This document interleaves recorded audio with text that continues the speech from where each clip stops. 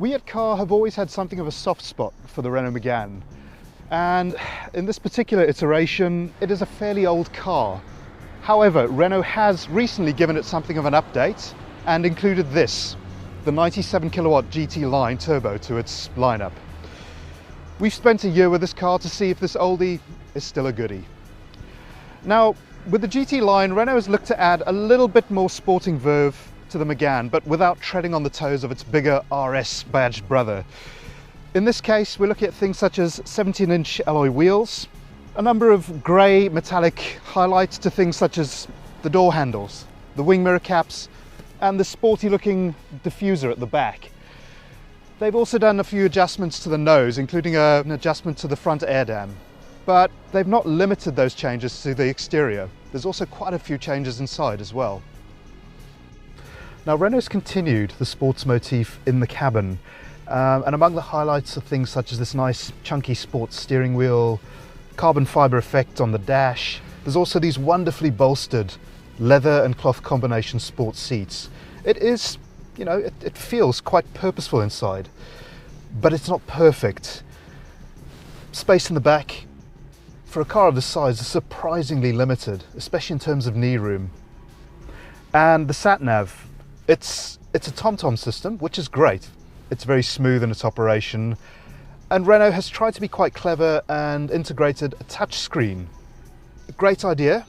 However, the screen's sighted very far back, which means unless you've got very long limbs, you've got to really stretch to touch the screen, make it viable only for use when you're stationary. Fortunately, however, the ancillary control, this nice dial and button affair, is very intuitive.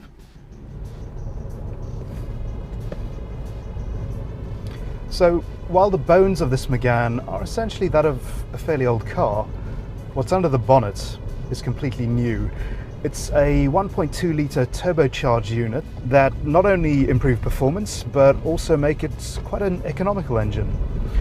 It develops 97 kilowatts and 205 newton meters of torque, which can be boosted up to 225 on overboost if you floor it. If you are trying to drive with a bit of urgency, it does mean that this engine is not going to be quite as efficient as Renault had hoped. Now, Renault claim 5.4 litres to the 100 kilometres from this engine, which is a lofty claim indeed. During my year with the car, I was getting around 7.5 in mixed use. Out on the open road, on a road trip that I did out to Montague, the best I managed was a shade over 6 to the 100 kilometres. But it's on that open road that the car really goes into its element. It really is a very nice car to drive long distances. Now, dynamically, the Mégane has always been a very pleasant car to drive, and things haven't changed in this respect. The steering still has a pleasant heft and precision to it. The body control's good. You can chuck this thing into corners and it doesn't seem to mind.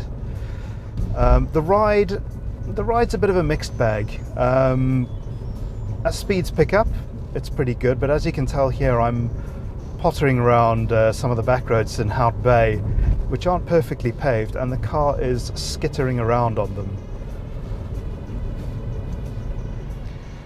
Earlier, I asked whether the Mégane as an old car was still a good car, and I have to say that having spent a year with this particular example, yes, it is still a very good car. It's still very distinctive compared with its competitors, and this one in particular has a nice, relaxed, long-legged way about it. It has its idiosyncrasies, there are some packaging issues, but all in all, a thoroughly likeable car.